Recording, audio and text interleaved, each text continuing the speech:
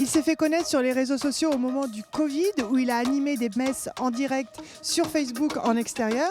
Désormais, il a investi d'autres réseaux. Je vous propose d'aller à la rencontre du père Geoffroy de La Touche du diocèse de Rouen.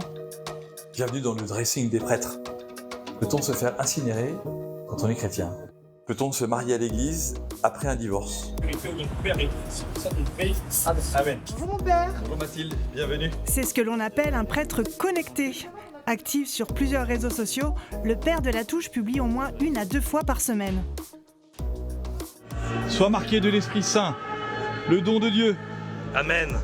Loin d'être accro aux audiences, le prêtre veut surtout faire rayonner l'Église catholique. L'enjeu, c'est de dire, ne laissons pas de sphère du monde dans lequel les catholiques ne sont pas présents. Il sait bien que le virtuel n'est qu'une porte d'entrée et tient à adresser aux jeunes un message clair.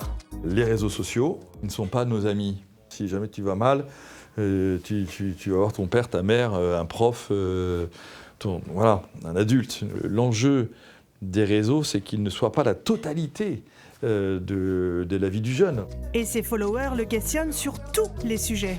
Effectivement, c'est moi qui réponds aujourd'hui à tous les messages et je transfère immédiatement en donnant à ces gens qui m'ont contacté un numéro de téléphone, un email pour qu'ils puissent contacter la paroisse ou la personne adéquate. Le père et son équipe viennent de finir une série de vidéos sur le thème de la paix. En voulant répondre à l'angoisse du monde aujourd'hui qui est hyper attristé de voir que les grands de ce monde en fait nous ignorent complètement. Nous on est rien du tout, hein. Demain on peut mourir, ils sont devenus complètement fous.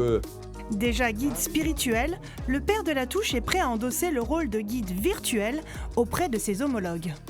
Je fais de la pub auprès de mes prêtres et notamment des plus jeunes confrères pour qu'ils s'y mettent. Alors ils viennent me voir, ils m'interrogent. Allez, vas-y, n'ayez pas peur. Donc il n'y a pas de raison d'avoir peur de l'écran qui ne nous attaque pas directement.